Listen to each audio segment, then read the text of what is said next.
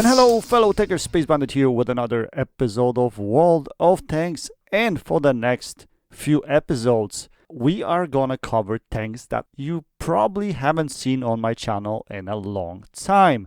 I'm gonna pull out some of the tanks that I have on my other account, my family account, which I no longer use, but we'll pull out those tanks and we'll play some games in them. At the same time, I'll give you some rundown on those tanks and what I think about them, because usually the tanks that I keep in my garage, I usually enjoy playing them, right? Anyway, so today we're gonna focus on T20 Tier 7 American medium tank. It is still one of my favorites going back many years ago. I always enjoy playing this tank, especially on big maps like this. Redshire, fantastic map for this tank. So we're gonna buckle down around here. We're gonna get ourselves a really good game, to be honest, as a bottom tier. And if you put this tank in the right situation, even at the bottom tier, if you have a good map, you would normally have a good game. So let's quickly take a look at stats for this tank to give you an idea what's good about it. So on the top package, you get the 90mm gun that hits for 240 alpha on average. For Tier 7, that's not too bad at all. Penetration on standard shells is 160mm. These are AP shells. Your premium shells are APCRs with 243mm of penetration. Very nice penetration for this gun. So you can basically penetrate, let's say, IS-3s, Stockades, Defenders, any Russian tanks at Tier 8 with those premium rounds through the front, which is quite nice. Aim time for this gun is 2.3 seconds, which is absolutely fantastic. Accuracy is not the greatest because you're looking at 0.38, which is a standard number for all the American guns. Gun depression, however, is 10 degrees, which is quite nice. But the main thing about this tank, main thing that makes this tank go, is 390 meter view range. Yes, guys, 390 meters. That means even at Tier 9, you will have good games. So as you can see in my equipment, I'm actually using binocs because I use this tank kind of as a passive scout, and usually I play from behind to support my friendlies because I have good view range, I can spot, I have decent gun with pretty decent aim time. Maybe accuracy is not the greatest, but still you can make this gun work, especially with a good crew. So the only thing this tank has missing is armor. It doesn't have any, so yeah, play it as you have no armor. Pretty much play it like a light tank, right? Except you cannot engage light tanks. Your reload is a bit too slow. And nowadays, light tanks are so good, they'll take you out of the game in no time. So try to avoid engagements with light tanks in this tank. But stay in the background, support your friendlies. That's how this tank should be played. Anyway, let's jump into this gameplay. So as you probably noticed, in early game, we came to position F4. I like this position a lot because there's a rock there that we could actually isolate one side and just spot the field. So that's what I did initially. We had some engagement with some light tanks, and now we decided to go into the middle because looks like the other side, the one line, is quite dangerous. A lot of reds are pushing down that line. So I decided to come on this side of the ridge, outspot the Super Pershing, and at the same time take him out of the game. Now we're just going to scope out the situation and see what's happening. Again, I'm playing from the background. I don't want to be up front. I don't want to be brawling with any of, especially at bottom tier, right? So we'll be looking at putting shells into these guys that are crossing at one line, like this guy, Nomad. He's not paying attention. He's just focusing on getting through, but he's not going to be able to do so. Now, so far, our gun has been working. We missed one shot on the light tank. We missed a shot there that went into the track of Nomad. But now we're going to try to focus. Well, first I was looking at this ISM, but then I noticed this TDP is moving across, so we're going to put some shells into him. At the same time paying attention to the ISM.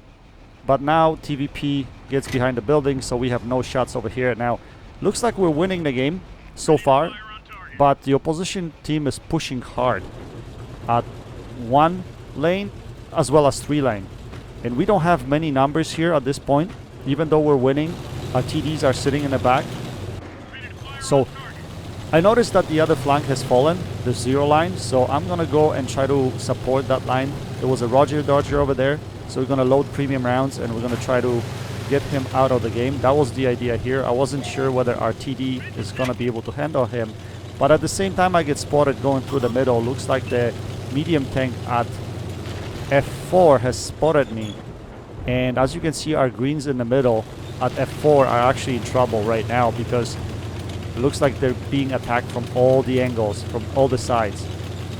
So what I'm going to do is, since Roger Dodger was taken out by RTD, what I'm going to do is I'm going to come up on top of this hill right here where this TD is, and I'm going to start putting shells into these guys.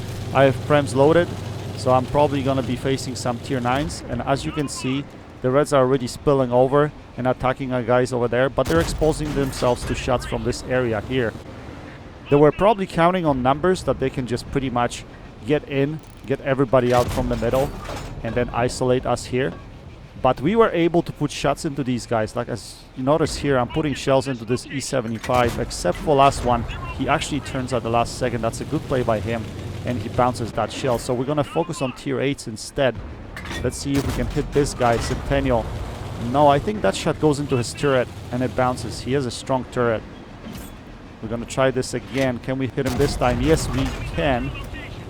But he disappears at this point, and we got spotted. So we're going to have to run away from this position quite quickly and wiggle, try to get out of the situation. Now, this tank has good mobility, especially once you get up to speed. Off the line is kind of slow, but once you get up to speed, it's pretty fast. As you can see, the game is tied now. So the opposition team's push was successful. They pretty much got rid of everybody there. But my view range is pretty good over here, to be honest. I would probably be able to spot all of these guys with binocs. Let's try to put some shells into this Foch. We put one shell into him. Can we take him out of the game? That's a critical kill right here. We got to get this guy out of the game. He disappears, but we lead this shot well, and we managed to take him out of the game. So now we're going to focus on the remaining guys. This Centennial, for whatever reason, I cannot pen him. I don't know why, but we're going to try our luck with the ISM right there. Can we put a shell into him? Yes, we can. Kind of a low roll, to be honest. Now we're going to focus this Wheezy. We need to just take him out of the game. He's got a big gun, so we got to take him out. Yes, we can. And all of a sudden, just like that, the opposition got picked one by one. And now we're just going to go for a final kill. So yeah, that push in the middle maybe was successful, but after that they didn't play it well because they spilled all over the field and we had shots left and right. I didn't even have to move from my position in order to hit these guys. So now we're going to approach this ISM from the other side. Unfortunately, our light tank is capping, so hopefully we can get a few shots of damage here before he caps. And the ISM might be hard to pen, but we got his lower plate, so we pen him. Nice shot there, and our E75 finishes him off with a ram. Anyway, quite nice game for T20 on a very solid map. One of my favorite maps, to be honest. Redshire is a fantastic map. We don't have maps like these anymore that are nice, flat, without too many rocks. It's a fantastic map. So we finished with fantastic result. 2.9k damage with 1000 assisted, which brings the total to about 4k combined damage. Fantastic result at bottom tier. We finished with Mastery Ace Tanker in this game. We also got Levashayo, I think that's how you pronounce it, medal, which is awarded to players on medium tanks who destroy 2 enemy tanks or tank destroyers. The enemy vehicles must be at least 2 tiers higher. Quite nice medal. So I'm quite proud of that, to be honest. Yeah, I strongly recommend this tank. Now in today's meta on smaller maps, it's not going to play as well. You need big map for this tank, and that's where it thrives. So I got kind of lucky getting a big map for this game. We finished on top of the team with 1839 base XP, 4 kills, 2.9k damage, almost 3k as a bottom tier. We fired 21 shells, we had 18 direct hits and 15 penetrations. Not a bad marksmanship. Anyway guys, I hope you enjoyed this video. That's it for now. Until next time, happy tanking, Space Bandit, check it out.